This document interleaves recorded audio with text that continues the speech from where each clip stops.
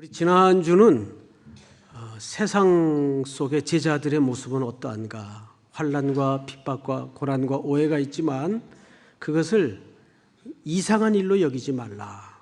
그것이 어쩌면 이 비틀려진 세상의 생리 속에서는 마땅하고 당연한 것이다.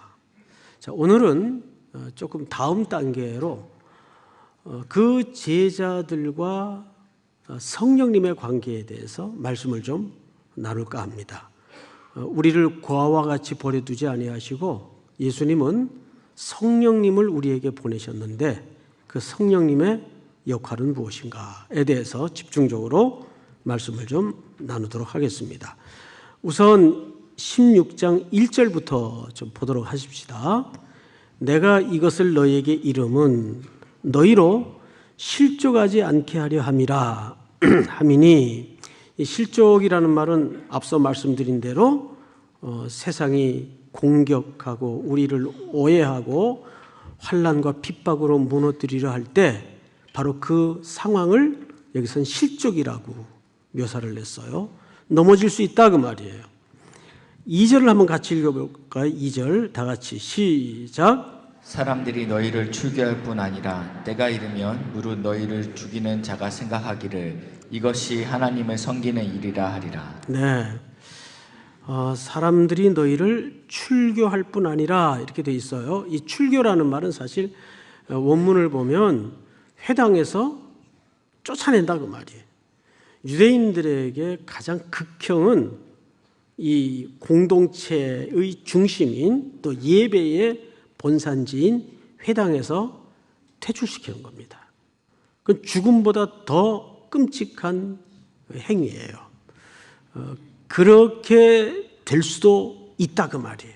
누가 그 당시 그리스도를 쫓고 그리스도를 따르는 사람들, 오늘날에도 사실은 그런 유사한 박해가 우리 그리스도인들에게 있을 수 있어요. 자, 그것뿐만 아니라 어떤 경우에는 그들을 죽이는 시도도 있을 수 있다 그 말이죠. 죽이는 시도. 그러니까 출교와 순교를 예고했어요. 얼마나 끔찍한 일이에요. 그런데 여기 잘 보시면 뜻모를 표현 하나가 우리 눈에 걸립니다. 이것이 하나님을 뭐하는 일이라 하리라? 네, 섬기는 일이라 하리라. 여러분, 이 섬긴다라는 말은 라트레야라는 말을 썼는데 예배를 얘기합니다. 그러니까 당시 유대인들은 이렇게 이해를 가졌다 그 말이에요. 예수 믿는 사람들을 핍박하고 그리스도를 공격하는 일이 하나님을 뭐하는 일로 이해를 했다고요? 예배하는 일로 이해를 했다고요. 이 본문을 연구하고 묵상하다 읽다 보니까 어떤 생각이 살포시 제 마음속에 은근히 동의가 되냐 하면, 야, 나 같아도 그랬겠다. 그렇죠? 이게 정말 하나님을 섬기고 예배하는 일이라면 우리도 그런 오류에 빠지지 않을 수 있겠어요? 그러니까 오늘 IS나 이런 종교 열광주의나 극단주의 사람들이 빠지는 함정이 그거예요. 과거에 있었던 십자군 운동 같은 경우에도 얼마나 끔찍한 역사의 폐해를 잘 말해주고 있습니까? 이런 종교적 광기로 벌어진 역사의 오류들이 열거하자면 얼마나 많습니까? 레리 오스본이라는 목사님이 쓴 책인데 우리나라 말 번역으로는 당신의 열정이 위험한 이유라는 말로 번역이 됐어요. 그런데 이 원 제목이 재미있습니다. 영어로는 우연한 바리새인들이라는 뜻입니다. 우연한 바리새인들. 거기 논지를 읽어보면 바리새인들이 의도해서 바리새인들이 된 게 아니라는 얘기예요. 그들의 첫 번째 공통점은 순수하게 시작했다는 거죠. 그 순수한 열정이 개인 경건을 심화하고 강조한 나머지 거기에 비해서 떨어지는, 뒤처지는 사람들을 자기들도 모르는 사이에 뭐 하게 되죠? 은근히 비교하게 돼요. 열등하게 취급을 해요. 여기에서 그들을 대하는 태도에서 바리새인이 될 수 있고 정말 하나님을 사랑하는 사람이 될 수 있는데, 대부분 여기서 바리새인의 오만한 자리의 길로 앉게 된다는 거죠. 어느 날 하고 눈 떠보면 자기가 바리새인 자리에 앉아 있는데 모르고 있다는 거예요. 그게 문제예요. 그래서 그 책 제목이 원제가 우연한 바리새인, 억시덴탈이라는 말을 써요. 마치 사고를 만난 듯. 미국에 제가 살던 동네 이름이 억시덴탈이에요. 그 이름이 굉장히 웃겨요. 바리새인들이 스스로 그렇게 자의적으로 되는 게 아니라는 거예요. 처음엔 다 순수하게 시작을 했다는 거죠. 자, 그런데 중요한 게 그런 종교적인 열정이 상대적으로 따라오지 못하거나 자기 쪽이 아닌 사람들에 대해서 무지막지한 종교적 폭력을 가할 수 있다는 거예요. 이런 신뢰가 굉장히 많습니다. 지난 주일 저녁에 신명기 20장을 강해를 했어요. 우리 교회가 주일 저녁 예배가 있습니다. 기억하시기 바랍니다. 아주 좋아요. 아주 좋아요. 분위기도 좋고 시간도 널널하고, 그리고 아주 그 상세한 성경 해석을 함께 나눌 수가 있어서 저도 참 좋고 참 좋습니다. 제가 그 본문을 준비하면서 강해를 하면서 참 은혜를 많이 받았어요. 어떤 대목에서 은혜를 받았는가 하면, 하나님이 헤렘법에 근거해서 이스라엘 백성들에게 전쟁을 명령해요. 가나안 땅에 들어가거든 다 진멸해라. 그러니까 이 헤렘법에 근거해서 전쟁을 명령할 때 얼마나 대의 명분이 정확하고 분명합니까? 그런데도 거기에 예외시키는 경우가 있었어요. 결혼한 사람들, 또 농사를 실컷 지어놓고 아직 결실을 못 본 사람들, 이게 다 뭐에 관한 이야기들이죠? 일상의 행복에 관한 이야기들이에요. 그런데 이런 걸 하나님이 무시하지 않았어요. 이런 사람들은 전쟁에 제외시켜라. 제가 그 대목을 읽다가 참 하나님은 따뜻한 본질을 갖고 계시는구나. 죄에 대해서, 우상에 대해서는 엄하시지만은 하나님의 기본적인 성품이 인간에 대해서 따뜻한 분이구나. 그러니까 소위 국가주의가 얼마나 무서운 조직적 폭력을 가할 수가 있다 그 말이에요. 국가주의가.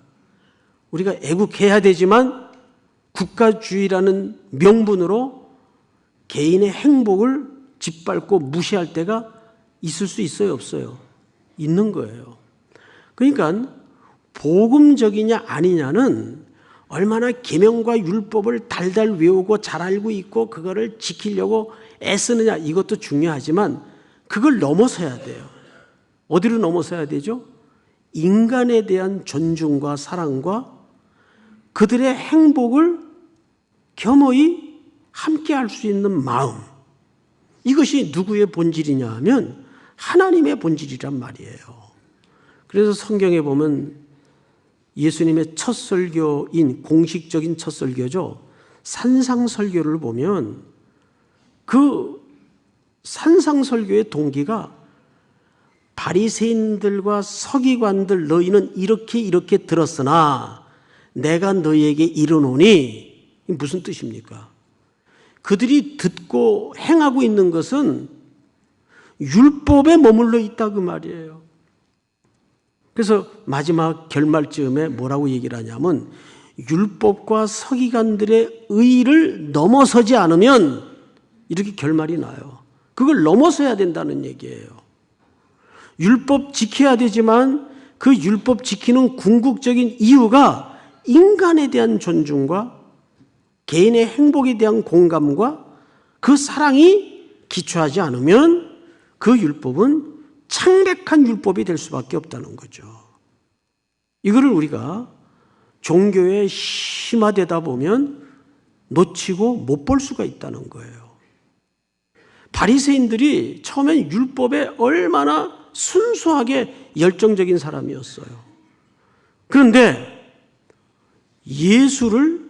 예수 믿는 사람들을 잡아 죽이고 공격하고 박해하는 게 하나님을 예배하는 걸로 오해를 했다고요. 이게 뭐죠? 무지예요, 무지. 뭐에 대한 무지입니까? 말씀에 대한 무지죠. 구약의 계명과 율법을 잘못 알고 있는 거예요. 자, 그 이유를 3절에서 어떻게 소개하는가 볼까요? 3절 우리 전체 한번 다 같이 읽겠습니다. 시작. 그들이 이런 일을 할 것은 아버지와 나를 알지 못함이니라. 이거보다 분명한 설명이 더 필요할까요? 그들이 이렇게 하는 것은 누구와 누구를 알지 못하기 때문에 아버지와 그리스도를 알지 못하기 때문에, 그러니까 그 율법이, 그 성경이 하나님의 사랑과 예수의 십자가의 사랑으로 맞대어지지 않으면 그거는 창백한 법조문에 불과하다 그 말이죠. 믿습니까? 이것이 성경이 우리에게 이끌어 가고 싶은 최종적인 목적지인 것을 놓쳐서는 안 된다는 얘기입니다. 자, 다음 절을 한번 볼까요? 우리 4절을 한번 같이 읽겠습니다. 시작. 오직 너희에게 이 말을 한 것은 너희로 그때를 당하면 내가 너희에게 말한 이것을 기억나게 하려 함이요 처음부터 이 말을 하지 아니한 것은 내가 너희와 함께 있었음이라. 네, 이제 무엇을 기억나게 하기 위해서 이 말을 한대요. 그럼 뭘 기억나게 하시는 걸까? 이제 5절부터 그 내용이 소개가 되는데 제가 좀 읽겠습니다. 지금 내가 나를 보내신 이에게로 가는데, 아버지께로 간다 그 말이죠. 너희 중에서 나더러 어디로 가는지 묻는 자가 없고, 이 본문을 읽다가 제가 조금 동의가 안 됐어요. 분명히 앞에 보면 제자들이 세족시 가다가 예수님이 자꾸 어디 간다 그러시니까 어디로 가십니까? 라고 물은 사람이 있었어요, 없었어요? 분명히 있었어요. 근데 왜 예수님은 여기서 나더러 어디로 가는지 묻는 자가 없고, 예수님은 떠나신다고 항상 얘기했는데 왜 묻는 자가 없다고 얘기하셨을까? 자, 이 말은 이런 뜻입니다. 이게 좀 쉽지 않은 내용이에요. 제자들은 분명히 어디로 가십니까? 근데 제자들이 물었던 그 물음은 사실 목적지에 대한 물음이었어요. 예를 들어서 철없는 아이들이 엄마가 이제 옷을 이제 차려 입고 이제 화장을 하고 그러면은 애들이 이제 궁금하니까 엄마 어디가? 근데 엄마는 지금 일자리를 구하러 지금 면접을 보러 가야 돼요.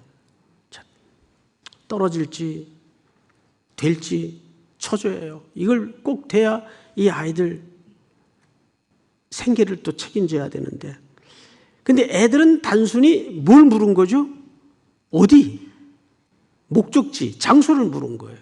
근데 엄마는 지금 엄마가 외출하는 이 길은 기가 막힌 길이에요. 이것들을 또 집에 남겨두고 벌이를 하러 나가야 되는 그 결정을 받으러 나가는 길이에요. 이렇게 설명을 드리면 이해가 될 수 있을까 모르겠어요. 그러니까 제자들이 예수님 보고 어디 가시는데요? 하고 물은 의미와 예수님이 이제 십자가를 향해서 뚜벅뚜벅 죽음을 향해 걸어가는 그 길의 의미와는 간격이 있어요, 없어요? 간격이 너무 멀다 그 말이에요. 그러니까 예수님이 여기서 한 말은 너희가 내가 걸어가야 될 그 길의 의미에 대해서 묻는 자가 없었다 그 말이에요. 자, 그리고 이제 6절을 볼까요? 도리어 내가 이 말을 함으로 너희 마음에 근심이 가득하였도다. 그러니까 선생님이 자꾸 이상한 소리 하시니까 왜 자꾸 저렇게 부정적인 소리를 하시지? 뭐 고난을 당할 것이라고 그러고 붙잡히게 될 것이라고 그러고. 그러니까 제자들은 어떻게 생각을 했는가 하면 우리가 그 영광의 이 땅의 권력을 헤게모니를 쥐고 로마의 정부를 물리치고 이 땅의 백성들의 빵의 문제를 해결하기 위해서 마지막 권자에 오르는 그날에 이르기까지 좀 이런 핍박과 어려움이 있을 수 있다라는 그 정도의 걱정을 하고 있었던 것 같아요. 자, 7절을 한번 다 같이 읽어볼까요? 시작. 그러나 내가 너희에게 실상을 말하노니 내가 떠나가는 것이 너희에게 유익이라. 내가 떠나가지 아니하면 보혜사가 너희에게로 오시지 아니할 것이요 가면 내가 그를 너희에게로 보내리니. 아멘. 이제 이것이 예수님이 말씀하시고 싶었던 오늘 최종적인 본론입니다. 그래서 이렇게 얘기했어요. 그러나 내가 너희에게 실상을 말하노니. 그래서 이 실상이라는 말이 신천지에서 오신 분들이 아주 좋아하는 자주 쓰는 표현이에요. 좋은 건 거기서 먼저 다 갖다 써요. 실상을 말하노니 진짜를 얘기하겠다. 이제 본론을 얘기하겠다. 그 말이에요. 근데 내가 떠나가는 것이 너희에게 뭐라? 유익이라 그랬어요. 유익. 이 유익이라는 말이 성경에 보니까 아주 재밌는 말인데 쉼페로라고 돼 있어요. 쉼페로.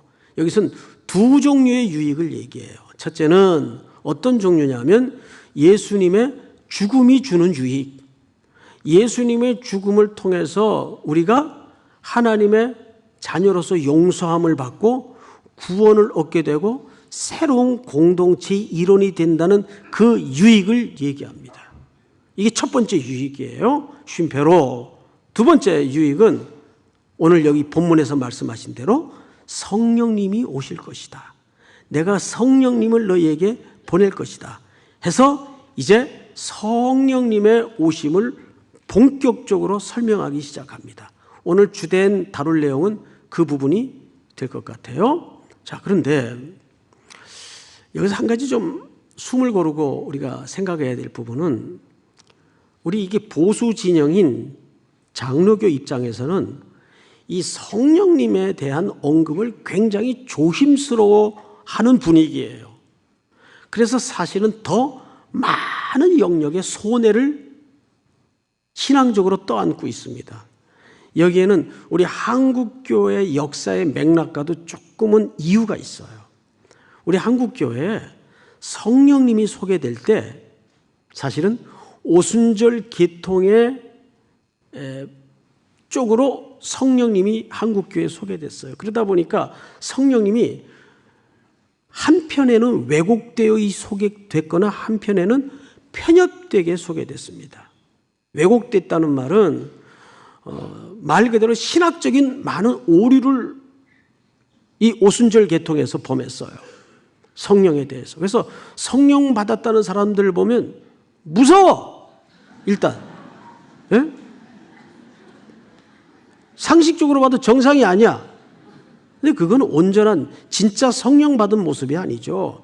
뭐 갑자기 목소리가 변하고 막 눈에 형광빛이 나고 사람이 갑자기 무슨 뭐가 내린 것처럼 막 세지고 막 그래요. 근데 그건 성령님이 성경에서 말하는 온전한 성령 충만의 모습은 아니죠. 성령님은 굉장히 따뜻하고 부드러운 분이에요. 게다가 편협됐다는 주장은 일리가 있는 것이 성령님을 받으면 내주하시면 전부 방언을 해야 되고 은사를 받아야 된다는 이런 잘못된 신학을 주장하는 분들이 있단 말이에요. 성령님이 오시면 물론 은사를 주시죠. 그런데 은사 이퀄 성령 받은 것 이렇게 공식화해버리니까 성령님을 인간의 신학 안에다가 제한시키거나 가두어버리는 오류를 편협되게 범할 수 있다고 말이에요. 그래서 이 성령에 대해서 일단 우리가 말하는 것 좀 조심하자. 오랜 수십 년 동안 한국교회가 이런 분위기에 특별히 보수 진영에서는 있어 왔어요. 그런데 사실은 예수님이 떠나시면서 우리에게 보내시겠다는 분이 누구셨습니까? 성령님이셨어요. 그리고 우리의 진짜 밀접한 일상과 매일매일 우리가 부딪히면서 그분께 의지해야 되는 게 성령님이에요. 그런데 여러분들은 힘들고 외롭고 어렵고 할 때는 하나님 아버지는 부르짖고 예수님은 생각하는데 얼마나 그분들에 비해서 얼마나 성령님께 의지하는 신앙의 영역을 포커스를 맞추고 있습니까? 이 굉장히 적거든요. 분량상으로 볼 때, 이치적으로. 그래서 성령님이 오셔서 뭘 하시는가 잘 생각해 보세요. 자, 8절을 제가 좀 읽겠습니다. 그가 와서 세 가지에 대해서 책망합니다. 죄에 대하여, 의에 대하여, 심판에 대하여 세상을 뭐 하시리라?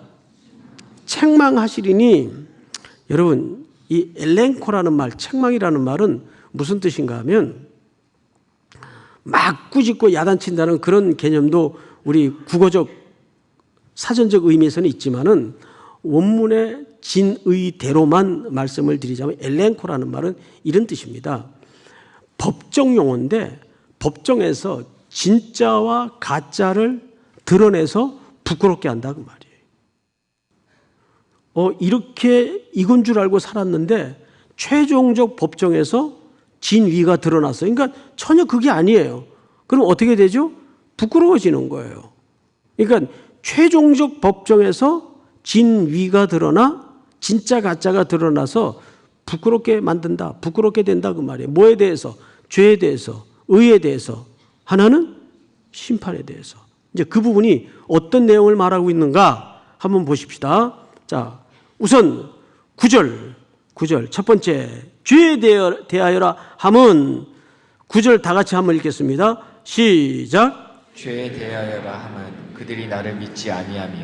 네, 죄에 대하여라 함은 그들이 나를 믿지 아니하며. 지난주에도 이 부분은 강조했던 내용이에요. 우리가 죄라고 정의할 때는 윤리나 도덕적인 것은 하나의 증상이라고 말씀을 드렸어요. 진짜 죄의 정의는 그리스도를 알지 못하는 게 인류의 죄입니다. 믿습니까? 여기에서부터 모든 윤리 도덕적인 죄라는 불리우는 증상들이 나타날 뿐이에요. 이게 어디에서 드러난다는 거죠? 마지막 최종적 법정에서 드러난다는 얘기예요. 여러분, 이것이 우리가 오늘날 조금은 억울하고 손해보고 섭섭하고 힘들고 외롭고 곤고해도 마지막까지 놓지 않고 붙들어야 될, 담대해야 될 이유입니다. 주께서 최종적 법정에서 모든 것을 책망하시리라. 첫째는 죄에 대해서. 근데 죄의 정의는 뭐라고요? 그리스도를 알지 못하는 게 죄예요. 믿습니까? 그런 의미에서 여러분들은 이 심판에 이미 면제를 받은 사람이에요. 누구를 통해서? 십자가에 내 죄를 대신해 죽으신 그리스도를 통해서. 그 다음에 의가 뭔가? 10절 다 같이 한번 읽겠습니다. 시작. 의에 대하여라 함은 내가 아버지께로 가니 너희가 다시 나를 보지 못하며. 이 말 어떻게 이해가 되세요, 여러분? 자, 의에 대하여라 함은 내가 아버지께로 가니 너희가 다시 나를 보지 못하며. 예수님이 아버지께로 가셔요, 지금. 그래서 너희들이 나를 다시 보지 못할 것이다. 근데 이게 뭐라고요? 의래요. 왜 이해하는 척하고 계세요? 이해가 돼요? 안 되죠? 예. 설명을 좀 드릴게요. 저도 사실 이해가 안 됐어요. 근데 이 말이 무슨 뜻인가 하면 내가 아버지께로 간다는 말은 무슨 뜻이죠? 예수님이 곧 십자가에 죽으신다는 얘기예요. 근데 그 십자가에 누구 때문에 죽으세요? 세상의 의 때문에 죽으세요. 맞죠, 여러분? 세상의 의가, 근데 그들은 그걸 누구의 의로 오해하고 있죠? 하나님의 의로 오해하고 있어요. 이 세상의 의가 예수 그리스도를 결국 유대인들을 통해서 세계의 권력자들을 통해서 십자가에 쾅쾅 못을 박았어요. 그리고 예수님은 그 이후로 아버지께로 가셨습니다. 근데 그 과정에서 무슨 과정을 거쳐 가셨죠? 부활과 승천이라는 과정을 통해서 가셨어요. 그럼 잘 생각해 보세요. 예수님이 십자가에 죽으셨는데 부활하시고 승천하셨어요. 이걸 당시 모든 사람들이 다 목격했습니다. 그러면 무슨 의의가 부끄러워진 겁니까? 그렇죠. 세상의 의의가 부끄러워진 거예요. 이해가 돼요, 여러분? 그러니까 무슨 의의가 또 진짜 의의로 드러난 겁니까? 십자가의 의의가 진짜 의의로 드러난 거예요. 최후 승리, 그 십자가의 의의가 진짜 드러난 거예요. 여러분, 우리 그 찬송가 150장에 보면 1절 한번 띄워주실까요? 1절. 이런 가사가 있어요. 갈보리산 위에 십자가 섰으니 주가 고난을 당한 표라. 험한 십자가를 내가 사랑함은 주가 보혈을 흘림이라. 이 후렴 가사인데 참 이 후렴을 부를 때마다 너무너무 목이 메이고 용기가 생겨요. 최후 승리를 얻기까지 주의 십자가 사랑하리. 다 같이 시작. 빛난 면류관 받기까지 험한 십자가 붙들겠네. 이미 참된 의의는 십자가에서 증명이 됐어요, 안 됐어요? 증명이 됐어요. 뭘로 증명이 됐죠? 죽음의 권세를 깨치시고 부활하시고, 부활하신 예수님이 500여 갈릴리 형제들이 보는 앞에서 하늘 아버지로 가시는 광경을 보이셨어요. 그러면 무슨 의의가 가짜라는 것이 드러났습니까?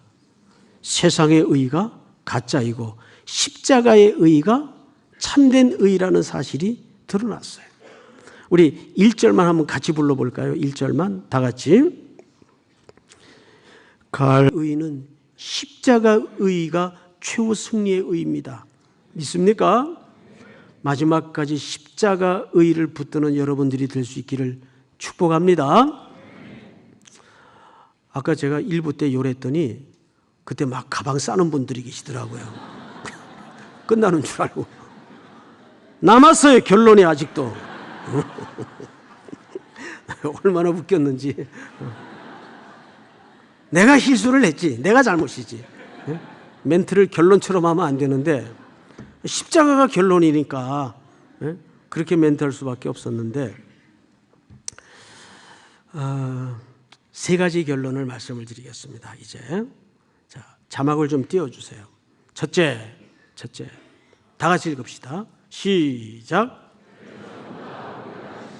네.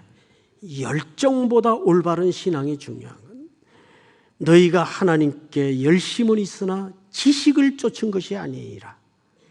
로마서 10장의 말씀이죠. 그러니까 문제는 열정이 필요 없다는 말은 더더욱 아니에요. 열정 필요한데 그보다 더 중요한 것은 바른 신앙이에요. 그 올바른 신앙은 어디서 오는 거죠? 성경을 바로 아는 데서 오는 거예요. 바리새인들 얼마나 성경에 열심인 사람들이었습니까? 근데 바로 알지 못했다는 거예요. 근데 그 역할을 누가 해주시는 거죠? 성령님이. 우리 사도행전 8장 한번 띄워주실까요? 사도행전 8장 다 같이 시작. 대답하되 지도해 주는 사람이 없이 어찌 깨달을 수 있느냐 하고 빌립을 청하여 수레에 올라 같이 앉으라 하니라. 에티오피아 국고를 맡았던 장관이 수레를 타고 가면서 이사야 글을 펼쳐 읽어요. 근데 도무지 이 무슨 뜻인지 깨닫지를 못하자 성령께서 빌립을 그쪽으로 옮겨서 성령께서 그 이사야의 글의 의미를 열어주시죠. 예수 그리스도께서 어떻게 고난을 받고 최후 승리를 하시는가에 대한 지식을 넣어주십니다. 그러니까 성령님은 우리를 어디에로 인도하시는 분입니까? 진리로 인도하시는 분이십니다. 믿습니까? 자, 두 번째 결론입니다. 다 같이 시작. 세상의 심판보다 하나님의 심판. 세상의 심판, 우리가 조심해야 될, 지혜로워야 될 영역이 있지만 세상의 심판은 온전하지 못합니다. 세상의 평가는 유한합니다. 그래서 사도 바울도 마지막 감옥에 가두어져서 글을 남기며 이런 표현을 썼어요. 그날에 내게 주실 것이니 의로우신 재판장이, 의로우신 재판장이. 하나님을 뭘로 묘사했어요? 재판장, 법정용어로 묘사를 했어요. 왜 그럴까요? 세상은, 로마의 권력은 그를 붙잡아다가 사형 언도를 해놓고 집행만 남겨두고 있던 때예요. 얼마나 모순이고 억울합니까? 그렇지만 유유히 그는 감옥에 앉아서 세상을 정죄하고 세상을 심판해요. 아니다, 아니다. 이것이 최종적인 심판이 아니다. 내게는 더 궁극적이고 더 영원한, 더 진정한, 더 올바른 하나님의 평가가 내게 아직 남아있다. 그래서 하나님을 의로우신 재판장이 내게 주실 것이니 내게만 아니라 주의 나타나심을 사모하는 모든 자에게도니라. 기억하시기 바랍니다.